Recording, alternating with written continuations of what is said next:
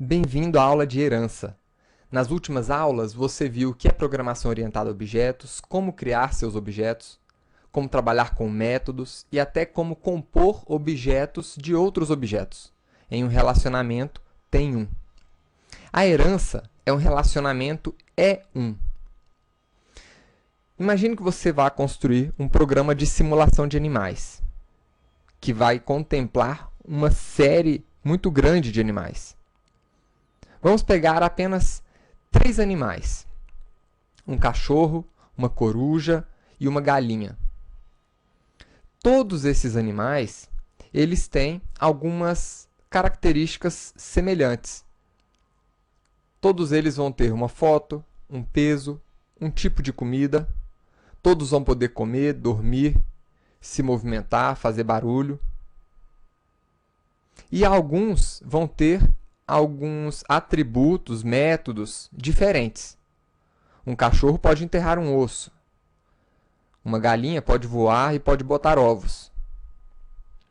A herança, ela permite que você possa reaproveitar códigos.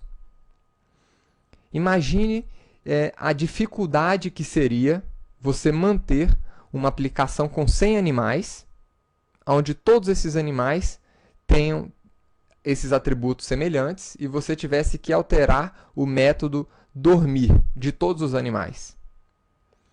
A herança, ela te dá a possibilidade de criar superclasses que recebam esses atributos e métodos semelhantes. Então, no nosso caso específico, nós poderíamos criar uma classe animal e tanto o cachorro, como coruja, como galinha, poderiam ser filhas dessa classe, ou seja, poderiam ser subclasses dessa superclasse. Dizendo de uma outra forma, um cachorro também seria um animal. Uma coruja é um animal e uma galinha é um animal. E você pode evoluir isso ainda mais. Sabendo que coruja e galinha também têm algumas características semelhantes, você pode criar um outro nível de superclasse, chamado ave, que receba essas características semelhantes, e então a coruja passaria a ser uma ave, que é também um animal. E a mesma coisa a galinha. E o cachorro estenderia direto uma classe animal. Percebam que eu falei a palavra estender. É com essa palavra em inglês, extends, que a gente transforma uma classe em subclasse de uma outra classe. Quando uma classe herda de outra, significa dizer que ela pode utilizar, que ela passa a ter todos os seus métodos e atributos. Vamos começar criando uma classe que represente essa estrutura, animal e cachorro, para mostrar o que isso quer dizer. Eu vou criar um novo pacote chamado herança.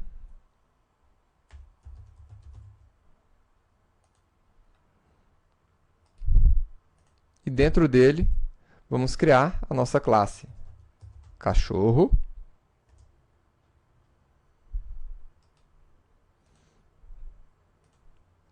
E a nossa classe galinha.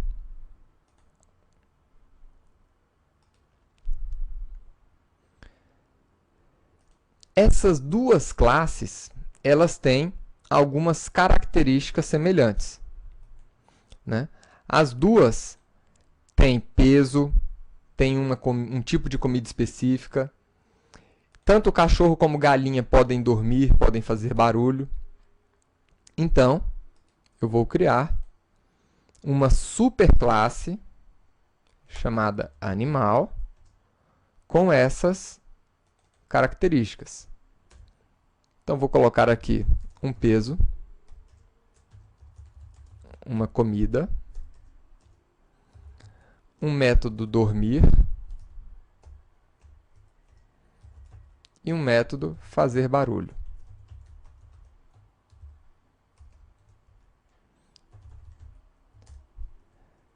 O método fazer barulho vai imprimir na tela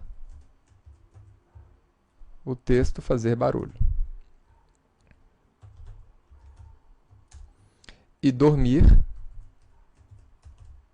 o texto dormiu.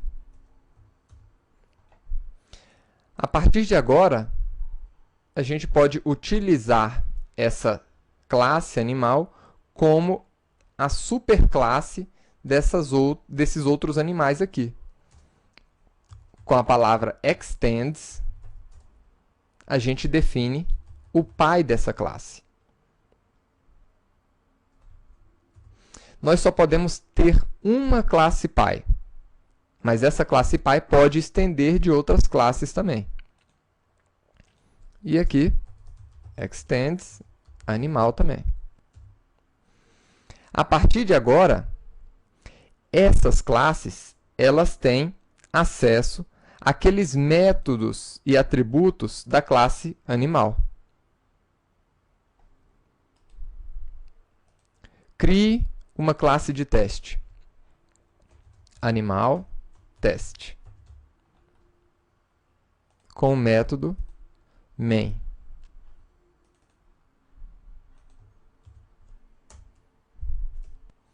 E agora vamos criar um cachorro.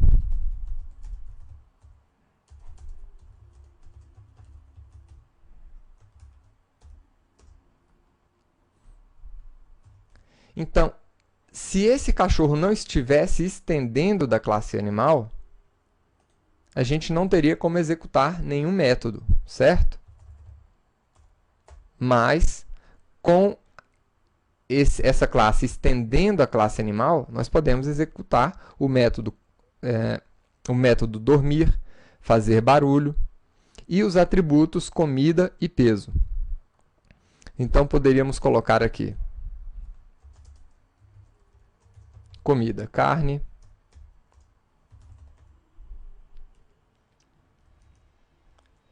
dormir. A mesma coisa se aplica com a galinha.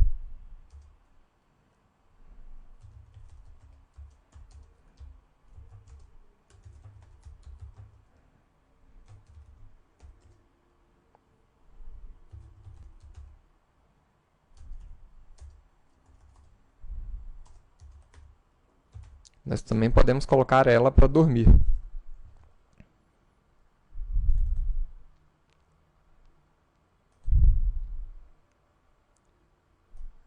Tá aí. O resultado é que os dois animais dormiram. Então, quando nós dizemos que uma classe é uma subclasse de outra, significa que ela está herdando aqueles atributos e aqueles métodos da superclasse. Ou seja, ela pode utilizar esses atributos como se tivessem sido aplicados dentro dela.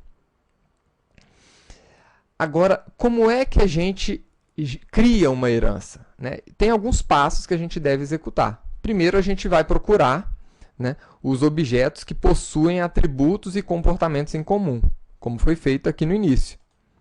A gente viu que esses objetos tinham esses atributos e métodos em comum, e a gente, a partir daí, projetou uma classe que representava esse estado, esse comportamento comum, ou seja, que representasse um tipo maior. Depois a gente evoluiu essa abstração e viu que outras classes também tinham outros métodos e atributos em comum, e a gente chegou a um nível adequado aqui para a nossa implementação. Tá? Agora, imagine aqui nessa situação. A gente viu a implementação de cachorro estendendo o animal direto. Então, quando eu executo o método dormir, eu estou executando o método que está aqui na superclasse animal. Se eu estiver aqui em galinha e pedir para ela botar um ovo, eu vou executar qual método? Esse daqui. Né? E se eu executar o método dormir? Esse outro aqui. E se porventura eu tivesse construído um método dormir aqui dentro de galinha? Aí a gente executaria esse método dormir, não aquele. Nós executamos sempre o método da classe mais próxima daquela que nós estamos utilizando. Ou seja, se eu estou utilizando a classe galinha, eu vou executar sempre o método mais específico, ou seja, o mais próximo dela.